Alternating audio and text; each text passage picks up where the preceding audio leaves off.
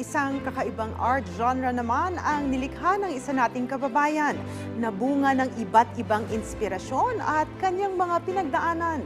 Saludo kami sa iyo, Ram Malyari Jr.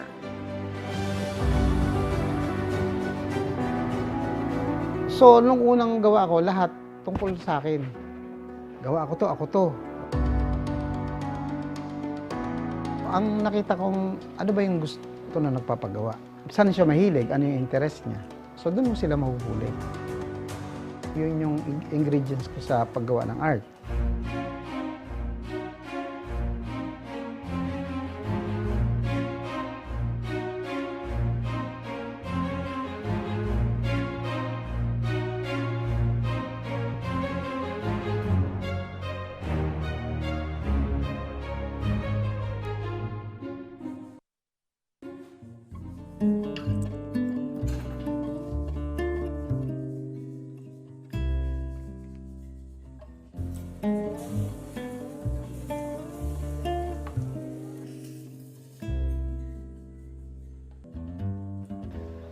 Ako si Ram Malyari Jr., steampunk artist. Na-introduce yung steampunk ko nung mga 2 years pa lang ako sa art.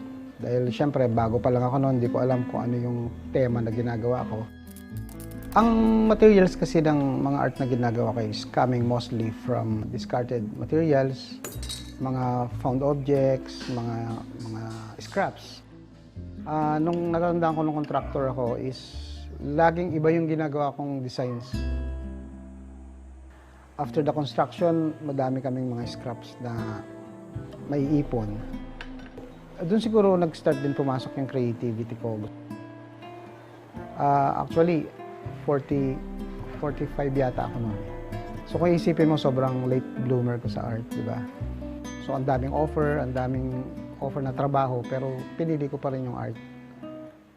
Siguro dahil doon ka masaya.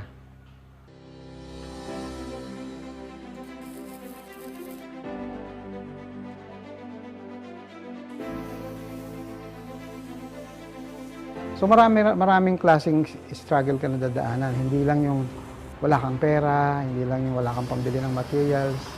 Sa 10 years, siguro mahigit kalahati nun. Struggling ka talaga. Maraming hindi nakakatagal sa ganitong sitwasyon kasi nga bumibigay sa kanila yung walang pera sa art. Kailangan mo ng pasensya kasi hindi naman lahat ibibigay sa iyo ng isang araw lang. Diba? Kailangan mong mag-tiis ng konti, kailangan mong i-practice kung ano yung gusto mo, tsaka gawin yung pinaka-the best na magagawa mo. So ang ginawa ko nung time na yon, matatanda ako, nag-exhibit ako ng libre. Naniniwala ko na lahat ng artworks may katapat din na may-ari. Malaki na bago ng art sa buhay ko, especially sa pamilya ko, sa financial. Diba? Pero ang pinaka-ano is yung pagkatao mo. Na kaya mong tumulong, yun yung masarap. Diba? Kaya mong tumulong, kaya mong magbigay.